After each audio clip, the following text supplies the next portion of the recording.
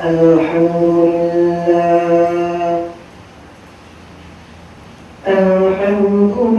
لله وكفى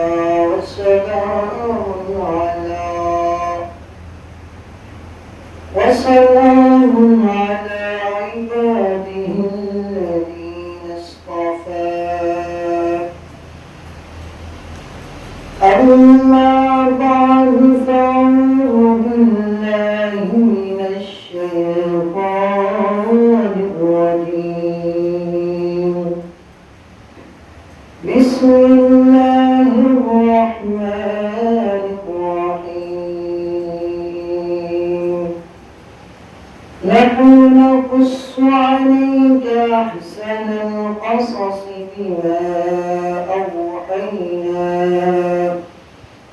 بما أوحينا إليك هذا القرآن صدق الله مولانا العظيم وصدق رسوله النبي الكريم ونحن على ذلك من الشاهدين والشاكرين والحمد لله رب العالمين شكري شكري اللهم صل على محمد وعلى آل محمد كما صليت على إبراهيم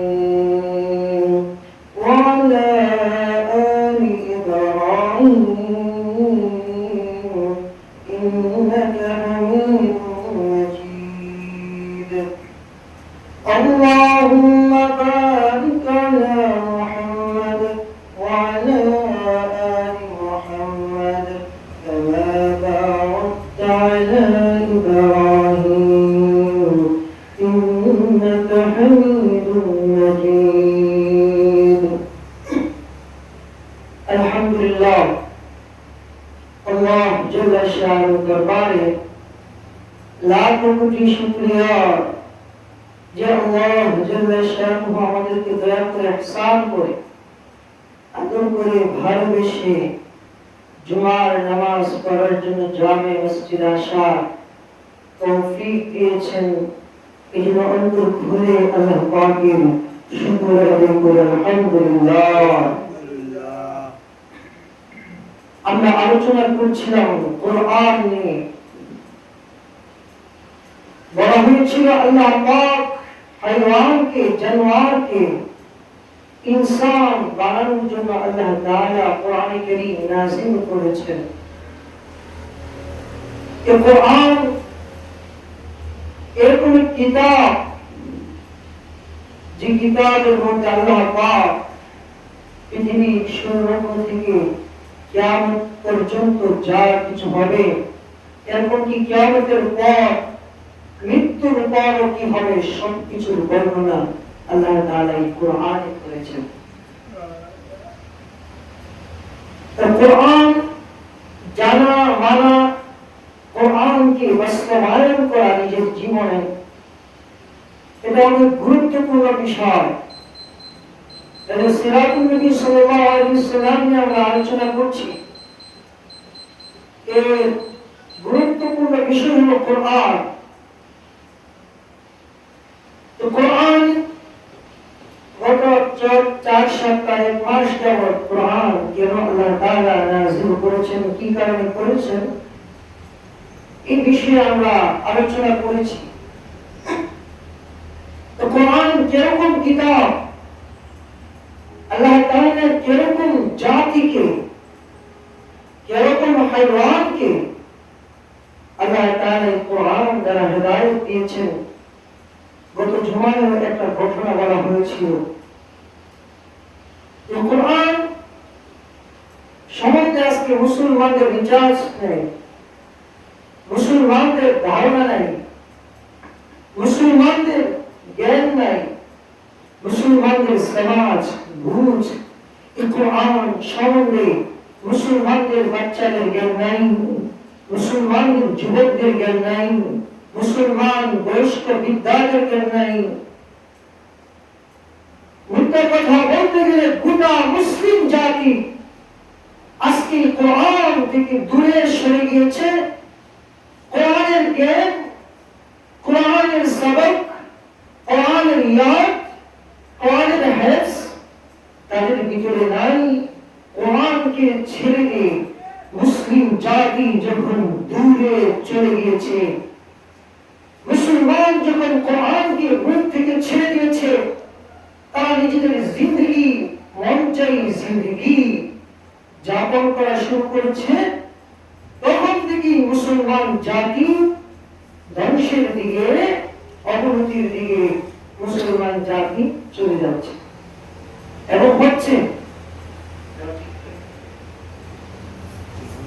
মুসলমান যখন কোরআনকে ছেড়ে দিয়েছে, কোরআনের বিধিবিধানকে ছেড়ে দিয়েছে, কোরআনকে মানা ছেড়ে দিয়েছে, তখন থেকে মুসলমানদের ধ্বংস, মুসলমানদের অবনতি, মুসলমান পুরা বিশ্বের মধ্যে মার খাচ্ছে।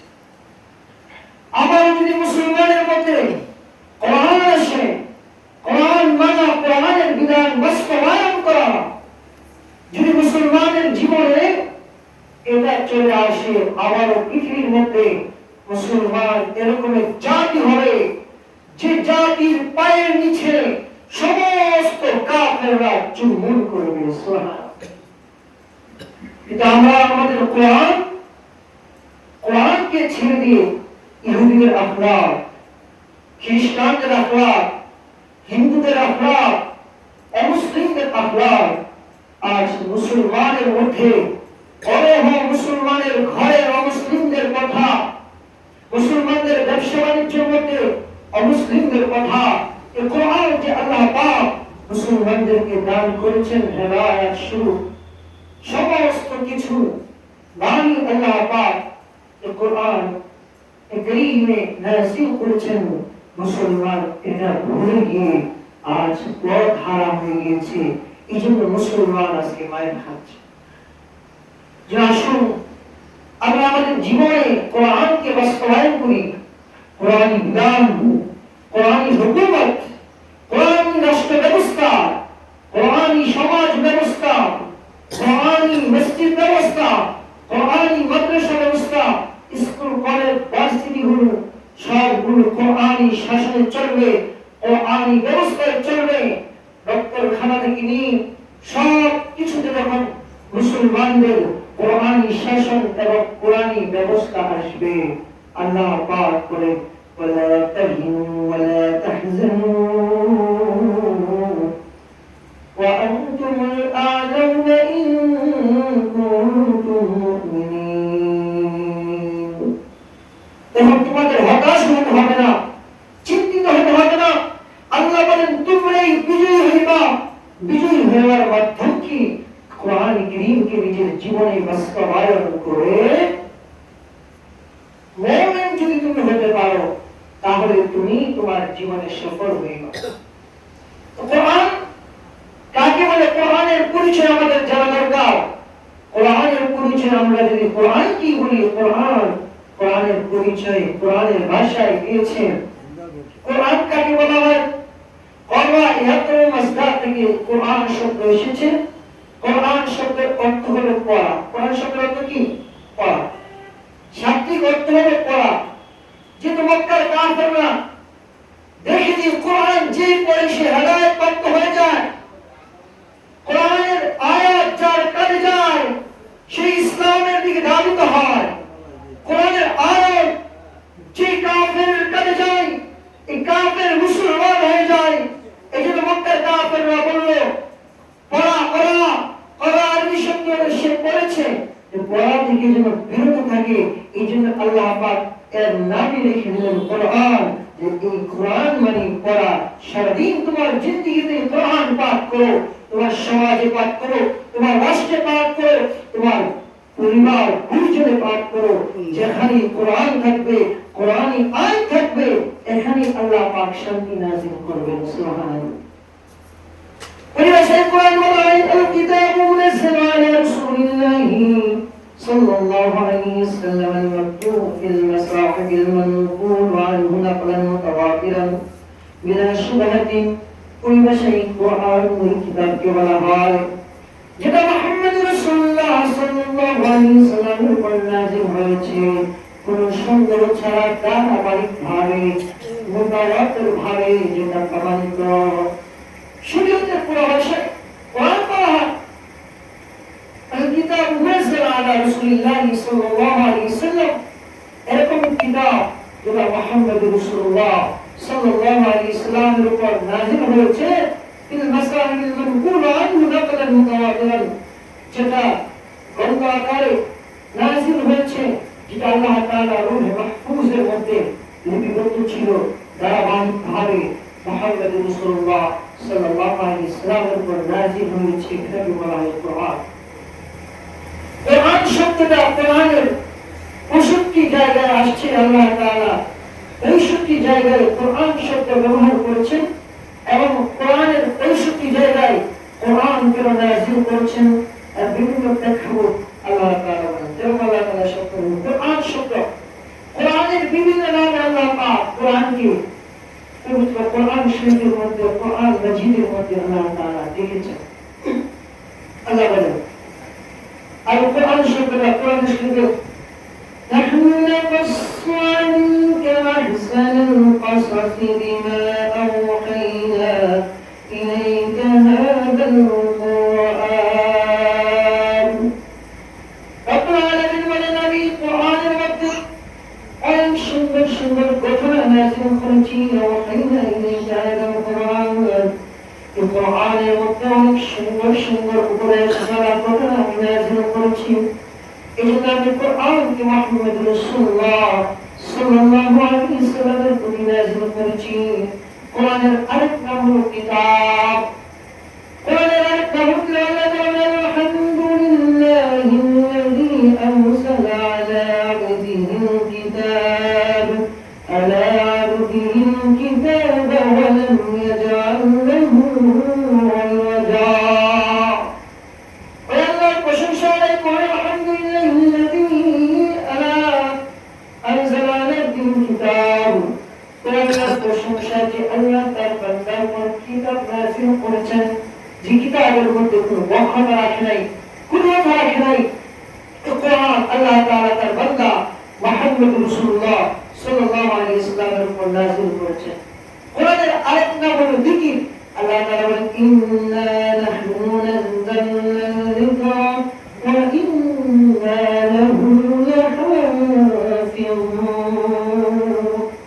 নিশ্চয়ই কোরআনকে নাযিল করেছেন আমাদের কোরআনের হেফাজত আল্লাহ স্বয়ং নিজে করবেন সুবহানাল্লাহ তাহলে কোরআনের হেফাজতকারী কে আল্লাহ তাআলা পৃথিবীর মধ্যে কিয়ামত পর্যন্ত যদি কেউ চেষ্টা করে কোরআনকে ধ্বংস করবে সে ধ্বংস করতে পারবে না আল্লাহ ইন্না নাহনু নাযালনা যিকরা ওয়া ইন্না লাহু লাহাফিজুন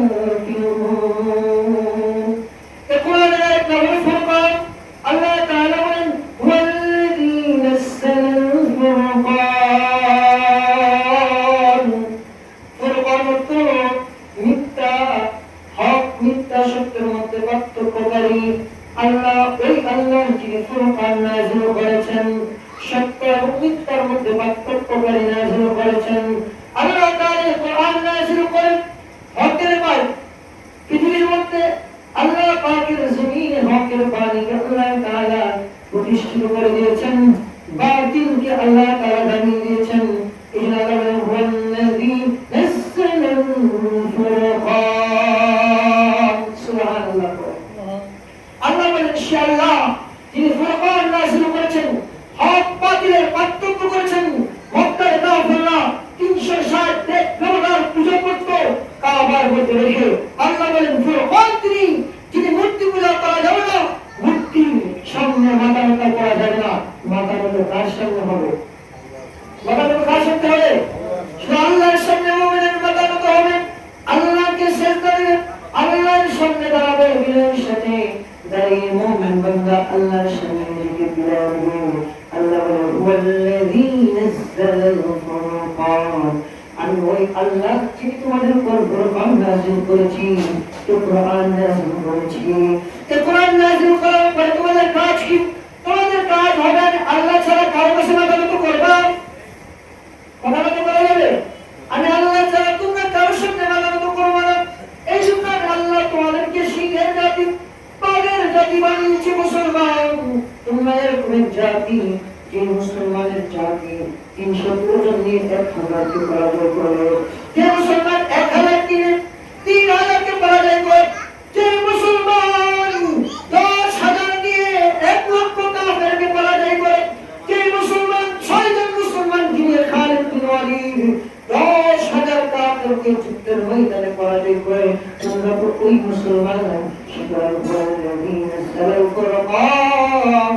আল্লাহ তাআলা তোমাদের উপর কোরআন নাযিল করেছে পৃথিবীর কোন জাতির কাছে তোমাদের মাথা নত করার জন্য। তোমাদের কাছে আল্লাহ কোরআন নাযিল করেন না। সুবহানাল্লাহ।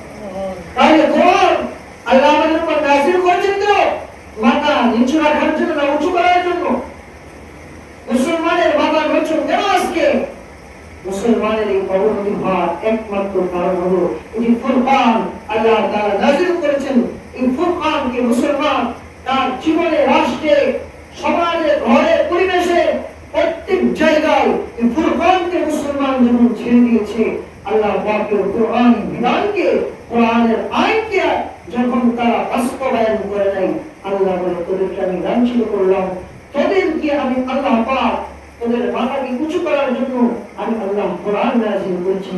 তোমরা এই কোরআনকে ধরো নাই, সুতরাং আমি আল্লাহ তোমাদেরকে নিচু করে। তাহলে মুসলমানদের মাথা উঁচু হওয়ার জন্য, মুসলমানদের ইজ্জত সম্মান বাড়ানোর জন্য মুসলমানদের কি করতে হবে? কোরআন। এই কোরআনের একটা নিয়ামত বিশেষ করে আল্লাহ বলেন নিয়ামতুল্লাহি মিন বাদি। আল্লাহর কোরআনের নাম হলো নিয়ামত। এই কোরআন এর নিয়ামত। আমি আল্লাহ তোমাদেরকে এরকম এক কোরআন দান করেছি। এই কোরআনের মধ্যে আমি আল্লাহ পাক সত্য বিধান দিয়েছি। এই কোরআনটাকে তোমাদের জন্য নিয়ামত নাযিল করেছি। নিয়ামত শুনবে কোরআন কি তুমি বলো? এই কোরআন তোমার জন্য নিয়ামত হবে। তোমার ঘরে যদি কোরআন পড়ো, ঘরে কোরআন নিয়ামত হবে। তোমার রাষ্ট্রে যদি কোরআনের বিধান কায়েম করো, এই কোরআন তোমার রাষ্ট্রের জন্য নিয়ামত হবে। তোমার 3.5 হাত রুটির মধ্যে, দেহের মধ্যে যদি এই কোরআনের বিধান কায়েম করো, তোমার দেহটাও নিয়ামত রহমত দ্বারা ভরপুর হয়ে যাবে। এই কোরআনের এক নাম হলো কালামুল্লাহ। এই কোরআন আল্লাহ তাআলার কালাম। আল্লাহ হাত্তা ইয়াসমা কালামুল্লাহ। এই কোরআন আল্লাহ তাআলার কালাম। আল্লাহ তাআলার কালাম। আল কোরআন কালামুল্লাহ। কোরআন আল্লাহ তাআলার কালাম। এই কোরআন তেলাওয়াত করে কেমন জিনিস আল্লাহ তাআলার কথাগুলো আল্লাহ পাক তাকে মাইক বানায় আল্লাহ তাআলা এই কোরআন তার মধ্যে বের করে। এজন্য কোরআন তেলাওয়াত বেশি বেশি করে করতে থাকা, কারণ কোরআন হলো কালামুল্লাহ, আল্লাহ তাআলার কালাম, আল্লাহ পাকের কথা। পৃথিবীর মধ্যে আমি এখানে বয়ান করছি, যদি কেউ আমার বয়ানটা রেকর্ড করে বাজায়, তখন মনে আনন্দ লাগে কি লাগে না? সঙ্গে সঙ্গে আমার বয়ানটা শোনা যাচ্ছে। আপনারা একটা কথা রেকর্ড করে কেউ বাজাইলো, বারবার শুনতেছে, ট্রাই করছে, আপনারা এটা শুনে আমার ভালো লাগে যে আমার কথা তারা শুনছে। আর কোরআন হলো আল্লাহর কথা। আমার শাইখ মুহসিন আল্লামা মাহমুদ হাসান দাওয়াত বলেন, কোরআন হলো আল্লাহর কথা আর বান্দা হলো মাইক। আল্লাহ বান্দাকে মাইক বানায় কোরআনকে মানুষকে শোনাচ্ছেন। সুবহানাল্লাহ। হাত্তা ইসমা কালামুল্লাহ। কোরআন হলো আল্লাহর কালাম। সুতরাং যত মানুষের মুখ দিয়ে আল্লাহর কালাম বের হবে, আল্লাহ তাআলা তার প্রতি বেশি খুশি হবেন, আর আল্লাহ পাক খুশি হয়ে তার প্রতি রহমত নাযিল করবেন। এজন্য কোরআনকে ধরা, কোরআনের এক নাম হলো আন-নূর, নূর অর্থাৎ আলো। এই কোরআন যেখানে যায় ওইখানে হেদায়েতের আলো যায়। আল্লাহ বলে আনসালনা ইলাইকুম নূরান মুবিনা। আমি আল্লাহ তাআলা তোমাদের কাছে স্পষ্ট নূরকে অবতীর্ণ করেছি। এই কোরআন নূর তোমার ঘর অন্ধকার আলোকিত হয়ে যাবে, গোটা সমাজ আলোকিত হয়ে যাবে। জাহিলিয়াতের যুগে আল্লাহ পাক যখন কোরআন নাযিল করেছেন, গোটা দুনিয়া অন্ধকারে আবৃত ছিল। গত সপ্তাহে বলা হচ্ছিল, ঘটনা বলতেছিলাম যে যে জায়গায় গেলে মানুষ শুধু মহিলা তাদের ইজ্জত নষ্ট হতো, মহিলাগুলো তার সুদীপ্ত ফিরে আসতে পারত না। মক্কার মধ্যে এরকম একটা জায়গা, ওই জায়গার মধ্যে এক নম্বর ডাকাত উৎপেতে বসে থাকে। নারীরা গেলেই তাদের ইজ্জত নষ্ট করবে, সুদীপ্ত নষ্ট করবে। কোরআন যখন নাযিল হলো, হেদায়েত হয়ে নাযিল হলো, ওই জাহিলিয়াতের যুগে, মূর্খতার যুগে, পথভ্রষ্টতার যুগে এই কোরআন আল্লাহ পাক নাযিল করলেন। ওই যে নারীদের ইজ্জত নষ্ট করে বসে দর্শন করে, ওই জায়গায় যে লোকটা দর্শন করে, ওই জায়গা দিয়ে গভীর রাত হয়ে যায়, এক নারী তার ওই জায়গা দিয়ে যাবে। এখন যদি কোন নারী জানে যে এই জায়গায় দিয়ে যাইলে আমার ইজ্জত নষ্ট হবে, বিপদে পড়ে গেছে, তখন কি সে ওই জায়গা দিয়ে যাবে? এক পা আগায় 10 পা পিছনে যায়। যদি আমি ওই রংপুরের হাতে পড়ে যাই, তাহলে তো আমার ইজ্জত শেষ হয়ে যাবে, আমার মানিজ্য আর থাকবে না। সে আমাকে দর্শন করবে। ওই মহিলা এই ভয় পায়, একবার সামনে যায়, একবার পিছনে যায়। রাত হয়ে গেছে, কোনো পুরুষ নেই, সফর করতে হবে। হঠাৎ করে মহিলা দেখে পিছন থেকে একটা যুবক, বয়স্ক হবে 25-30 বছরের একটা যুবক হবে। ডাক্তার বলে, বোন তুমি চিন্তা করো না, মা তুমি চিন্তা করো না। কেউ মহিলা বলে, কেউ কি যদি কোনো মহিলাকে যদি কোনো পুরুষ মা বলে, তাহলে সে শান্তি পায়। কারণ মা বলছে, মার সাথে ছেলে জুলুম করতে পারে। মহিলা বলে, যেহেতু মা ডাকছে একজন পুরুষ, তাহলে তো আমার কি মনে হয় বাঁচাবে। বলো ভাই, আমার তো এই এখানে তো একটা ডাকাত থাকে যে মহিলাদের ইজ্জত নষ্ট করে, আমি তো এই রাস্তা দিয়ে যাবো, ভয় পাচ্ছি, আমাকে কিভাবে এই রাস্তা পার হবো। ওই পুরুষ ডাক্তার বলেছে, যে ডাকাতের ভয় তুমি পাচ্ছ, যে মহিলাদের ইজ্জত বর্তন করে, আমি সেই ডাকাত। এখন তার কলিজার পানি থাকবে কি থাকবে না? যার ভয়ে এক পা আগায় 2 পা পিছনে যায়, এবং সেই বলতেছে, আমি যে ডাকাতের কথা তুমি বলছো, মহিলাদের ইজ্জত নষ্ট করে, আমি সে। এখন তার শরীরে পানি থাকবে কি থাকবে না? ভয়ে তো কলিজা কখন শুরু হয়ে গেল। ওই লোকটা বলতেছে, মা তুমি ভয় করো না, আমি গতকালের ডাকাত আর আমি নাই। কারণ মুহাম্মদুর রাসূলুল্লাহ, আমি শুনেছি আরবের মধ্যে মানবতার মুক্তির নূর নিয়ে একজন পয়গম্বর আরবি পৃথিবীর বুকে এসেছে, তার নাম মুহাম্মদুর রাসূলুল্লাহ সাল্লাল্লাহু আলাইহি ওয়াসাল্লাম। আমি গতকাল গিয়ে মুহাম্মদুর রাসূলুল্লাহর হাতে হাত রেখে কালিমা পড়ে মুসলমান হয়ে গেছে। আর রাসূল বলেছে, নারীকে ইজ্জত করো, নারীকে দর্শন করা যাবে না, নারীর সতীত্বের হেফাজত করো, নারীকে হেফাজত করো। সুতরাং মা তুমি ভয় পাও না। গতকাল আমি যে পুরুষটা তোমার ইজ্জত নেওয়ার জন্য করতে বসেছিলাম, আজকে আমি ওই পুরুষ তোমার ইজ্জত রক্ষা করার জন্য এখানে বসে আছি। তাহলে কোরআন আইন যখন বাস্তবায়ন হবে, যুবকরা নারীদের ইজ্জত নষ্ট করবে না, নারীরা দর্শন হবে না, নারীরা বিভিন্ন ভাবে চিৎকারির সম্মুখীন হবে না। যখনই কোরআন সমাজে বাস্তবায়ন হবে, কোরআন বলেছে যদি জিনা করো তাহলে তাকে রজম করো। জিনা করলে শাস্তি হবে। বিবাহিত পুরুষ, বিবাহিত মহিলা যদি জিনা করে তাকে 80 দূরা মারতে হবে, তাকে রজম করতে হবে। অবিবাহিত পুরুষ মহিলা যদি জিনা করে তাকে রজম করতে হবে। বিধান কোরআন দিয়েছে। এটা আবার সহজ না, অনেক কঠিন আছে। মাসালা এখানে আছে, 4 জন সাক্ষী দেখতে হবে সরাসরি। আমাদের দেশে তো এরকম হয়েছে, শুধু বলে মুখে যায়, তারা দিচ্ছি বিশ্বাস, মুখের কথায় বিশ্বাস হবে না। সরাসরি চোখকে 4 জন দেখতে হবে, তখন জিনার বিধান সাব্যস্ত হবে। এছাড়া কি হবে না? সাব্যস্ত হবে। আল্লাহ বলে কোরআনকে আমি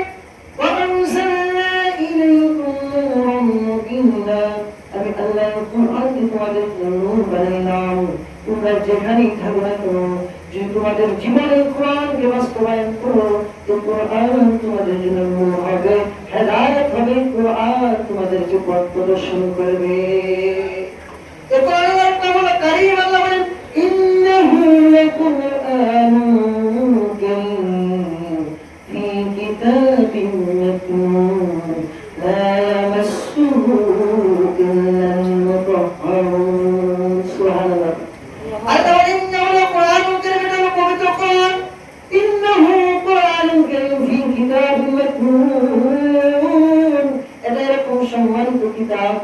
কিতাবকে লা ইয়ামাসসুহু ইল্লাল মুতাহহারুন, পবিত্রতা ছাড়া এই কোরআনকে কেউ পড়তে পারবে না, এই কোরআনকে কেউ ছুঁতে পারবে না।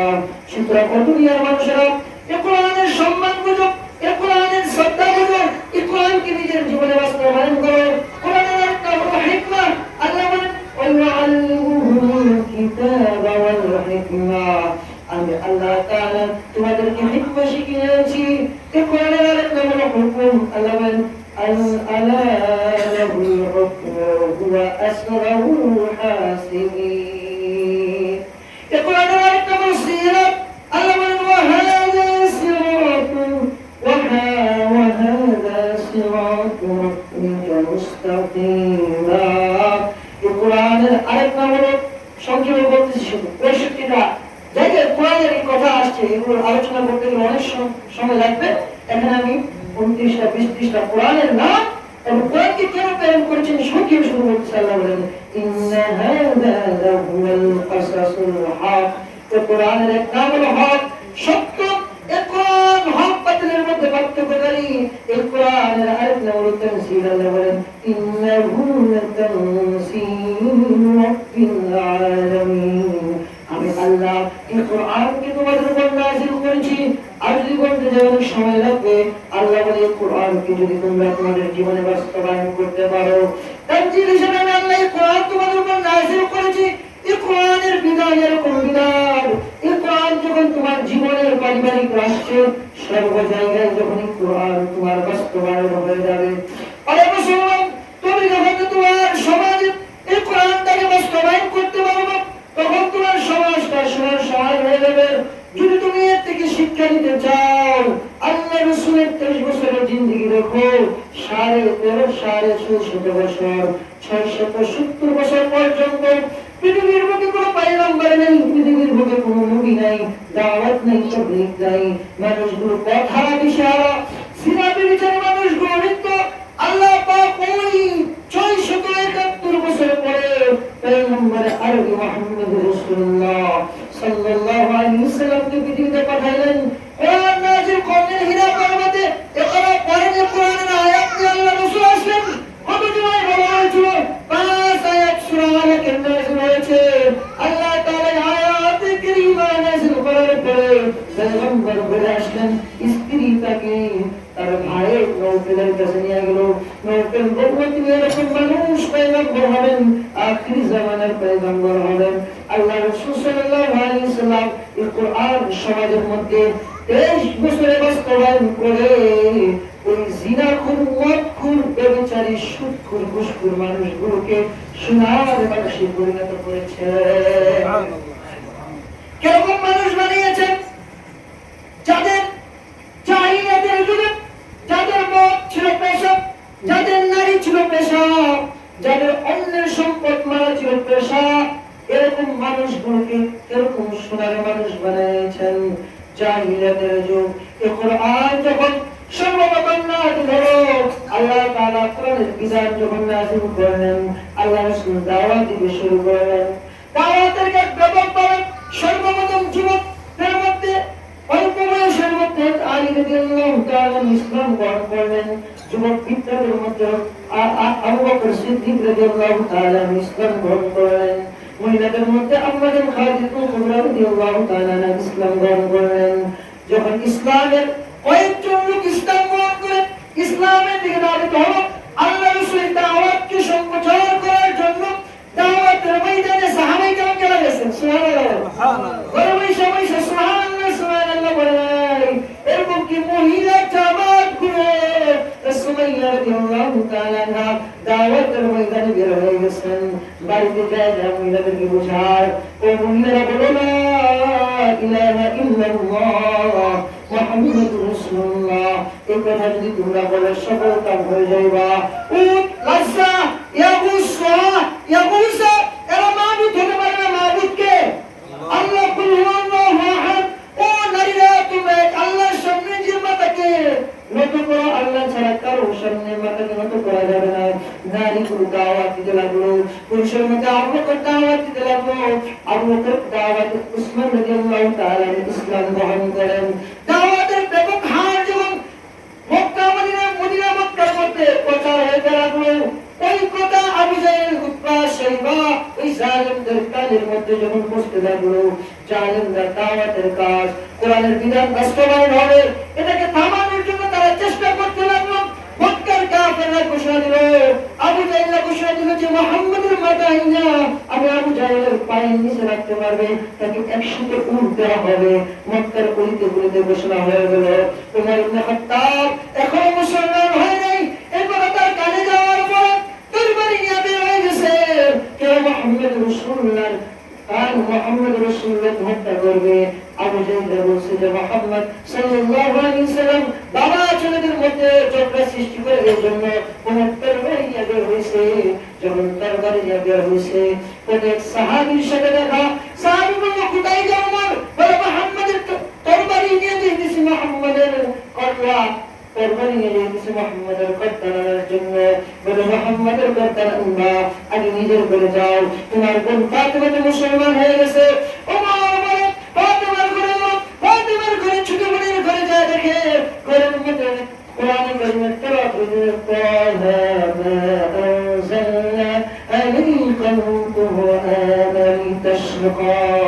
আল্লাহ পাক পবিত্র যে আল্লাহ তোমাদের উপর কোরআন নাযিল করেছেন। ওমর ঘরের ভিতরে ঢুকলো, বলতে বলল কি তেলাওয়াত করো? বলে কোরআন যে শিক্ষক কোরআন শিখাচ্ছিল সে কোরআন বলল। ওমর বোনকে আঘাত করলো, বোন জামাইকে জামাতাকে আঘাত করলো। বোন গায়ে বলল তুমি কি খাত্তাবের ছেলে, অন্য খাত্তাবের মেয়ে, আর একটা আঘাত যদি তুমি আমার উপর করো আমি তোমাকে প্রতিহত করবো। তোমার দিলে বোনের এই রক্তমাতা শরীর দেখে মায়া লাগলো। তোমার বললো বোন তুমি কি কোরআন পড়তেছো, এই কোরআনটা আমাকে শোনাও। আমার বাবা ইন্নাহু লাকুরআনুন কারীম ফী কিতাবিন মাকনুন লা ইয়ামাসসুহু ইল্লাল মুতাহহারুন। আর এই কোরআন তুমি দেখতে পারবে না যতক্ষণ পর্যন্ত পবিত্র না হয়। কারণ ইসলাম ধর্ম কোরআন ছাড়া, মুসলমান হওয়া ছাড়া, পাহাড় ছাড়া কোরআন দেখতে পারবে না। তোমার বলে তাহলে আমাকে গোসল করাও, গোসল করাও। গোসল করে তোমার সূরা তোহা পড়ে আর কাঁদে। উমরের চোখ দিয়ে কান্না, উমর কাঁদে আর বলে আবু জাহেল আমাকে কি শিখিয়েছে? এই কোরআন নিশ্চয়ই কোনো মানুষের বানানো কোরআন হতে পারে না। এই কোরআন আল্লাহ তাআলার কোরআন, এই কোরআনের মধ্যে কোনো সন্দেহ হতে পারে না। আমাকে মুহাম্মদ রাসূলুল্লাহর কাছে নিয়ে যাও। মুহাম্মদ রাসূলুল্লাহ হাতে হাত রেখে উমরের মতো লোকটা যখন মুসলমান হয়ে যায়, উমর মুসলমান হয়ে যায়। জাহিলিয়াতের যুগে যারা কিশোরের তরবারি নিয়ে দাঁড়ায় যেত, আর উমর মুসলমান হওয়ার পরে এত ইনসাফদার হয়েছে। আল্লাহ রাসূল 23 বছরে যখন কোরআনী বিধান, কোরআনী আইন চালু করলেন পৃথিবীর মধ্যে, যখন কোরআনের বিধান মদিনার মধ্যে যখন চালু করলেন, এই কোরআনের বিধান উমরকে এত তাকওয়াবান বানাইছে। গোটা অর্ধ জাহানের খলিফা ওমর ইবনে খাত্তাব ওমর রাদিয়াল্লাহু তাআলা আনহু, এই মুহূর্তে ওমর রাদিয়াল্লাহু তাআলা আনহু খলিফা তার রাজ দরবারে আতর আসছে গরিব মিসকিনদেরকে দিবে। খলিফার স্ত্রী বলে ও স্বামী আমাকে দেন আতরগুলো বন্টন করে দিন। আতর আসছে বলে আতরগুলো আমাকে দেন আমি বন্টন করে দিই। উমর বলে না স্ত্রী তুমি দিতে পারবে না, কারণ কি তুমি আমার স্ত্রী, তুমি যে আতরগুলো বন্টন করে দিবা এই আতরগুলোর রাত যদি তোমার কাছে লাগা যায় তোমার শরীরে লাগবে, আর এটা ক্যান্সার হয়ে যেতে পারে। যে আমি খলিফাতুল মুসলিমিন হওয়ার কারণে আমার স্ত্রীর প্রতি স্বজনপ্রীতি করেছি, আতর বন্টনের দায়িত্ব দিয়েছি, আর তার শরীরে আতর লেগে গেছে। আমি উমর আল্লাহর কাছে কি জবাব দেবো? সুবহানাল্লাহ। এই জাহিলিয়াতের মানুষগুলো যারা আল্লাহকে চিনতো না, রাসূলকে চিনতো না, এরা এখন এত তাকওয়াওয়ালা হয়েছে, এত ভয় ভীতিওয়ালা হয়েছে। উমর ইবনে আব্দুল আজিজ রাহমাতুল্লাহ আলাইহি অর্ধ জাহানের খলিফা, তার মেয়ে আটা দিয়ে রুটি খায়, তরকারি নাই, প্রায় চাবা আটা দিয়ে রুটি খায়। উমর ইবনে খাত্তাব করে আসছে, মেয়ের দুই চোখ দিয়ে পানি দিলেন, শুনি তুমি নাকি গোটা জাহানের খলিফা। উমর ইবনে খাত্তাব, উমর ইবনে আব্দুল আজিজ এরকম খলিফা যার ভয়ে বাঘ আর ছাগল এক গাঁটে পানি খায়, বাঘ ছাগলের দিকে তাকানোর সাহস পায় না। বাঘ আর ছাগল এক জায়গায় বসে পানি খায়, বাঘে ছাগলের দিকে চাইতে পারে না, এরকম মানুষটার ক্ষমতা কম না বেশি? আমরা তো বিলের ভয় না। আর যার দেখলে বাঘে ভয় পায়, বাঘ আর ছাগল এক জায়গায় পানি খায়, বাঘে ছাগলের উপর আক্রমণ করে না, এরকম খলিফা তাকওয়াওয়ালা খলিফা ছিল ওমর ইবনে আব্দুল আজিজ রাহমাতুল্লাহ আলাইহি। উনার ঘরের মধ্যে রুটি আছে, রুটি খাওয়ার মতো তরকারি নাই, সালুন নাই। উনি বললেন, মেয়ে বললেন, আব্বা তুমি খুদা জাহানের খলিফা, তোমার মেয়ে রুটি খাবে, তরকারি নাই। আব্বা আমাকে মেয়ে এই কথা বলে খেতে দিছে। খলিফাতুল মুসলিম কাদের বলে, মা তুমি যদি চাও রুটি গোশত খাইতে পারবা, কিন্তু কাল কিয়ামতের ময়দানে তুমি কি চাও? তোমার বাবা ওমর ইবনে আব্দুল আজিজ আল্লাহর দরবারে দাঁড়ায় বলবে যে খলিফা ছিল, খলিফা হওয়ার কারণে করে মজার খাবার ছিল, আর সমাজের মধ্যে অনেক মানুষগুলো না খেয়ে গেছে। তখন আমি ওমর ইবনে আজিজ আল্লাহর কাছে কি জবাব দেবো? এই ভয়ে যদি তুমি চাও আমি আল্লাহর কাছে দোয়া খাওয়া যায়, তাহলে তুমি আরাম বিলাস জীবন যাপন করতে পারো। আর যদি তুমি মনে করো আমার বাবা আল্লাহর কাছে দোয়া না খায়, তাহলে তুমি রুটি আর পেঁয়াজ খায়া আল্লাহর শুকরিয়া আদায় করো। আলহামদুলিল্লাহ। এই যে শিক্ষা দিলেন রুটি আর পেঁয়াজ খায়া, এরকম দিন আল্লাহ রাসূল সাল্লাল্লাহু আলাইহি সাল্লাম কায়েম করে গেছেন। যে দিন বলেছে কোন কাফেরের উপর জুলুম হবে না, কোন অমুসলিমের উপর জুলুম হবে না, ইসলাম ইনসাফ শিক্ষা দেয়। আজকে মুসলমান ইনসাফ নেই, বিচার কোরআনকে ছাড়ার কারণে মুসলমানরা জায়গায় জায়গায় অপমানিত, লাঞ্ছিত, মুসলমানের সমাজকে আজকে ধ্বংস করে দিচ্ছে। আর এই ধ্বংস করার জন্য বর্তমানে ইসলাম নামের এক জানোয়াররা, জালেমরা হিন্দু সম্প্রদায়ের মধ্যে ইসলাম নামে এক জালেম সম্প্রদায় বের হয়েছে। মুসলমানদের নারীদেরকে এবং আলেমদেরকে তারা টার্গেট বানাইছে। নাউজুবিল্লাহ। মুসলমানদের নারীদেরকে ঘর থেকে বের করে ব্যবসাখানায় নিয়ে বিক্রি করছে। আর কিছুদিন পরে পরে আলেমদের পিছনে, হক্কানি উলামায়ে কেরামের পিছনে নারীদেরকে লাগাইয়া ইউটিউব ফেসবুকে ভাইরাল করে উলামায়ে কেরামকে কিভাবে মানুষের মুখ থেকে, মানুষ থেকে কোরআনকে বিচ্ছিন্ন করা যায়, আলেমকে বিচ্ছিন্ন করা যায়, ইসলামকে বিচ্ছিন্ন করা যায়, এই জন্য তারা পায়তারা চালাচ্ছে। এই জন্য আমাদের ইমানি দাবি, ইসলামজি হিন্দুদের সংগঠন আছে, এই সংগঠনের বিরুদ্ধে গর্জন দেওয়া ইমানি দায়িত্ব। উলামায়ে কেরাম যদি দাওয়াত দেন এবং দাওয়াত দেন রাজপথে তাদেরকে বয়কট করার জন্য, তাদেরকে বাংলার জমিন থেকে বয়কট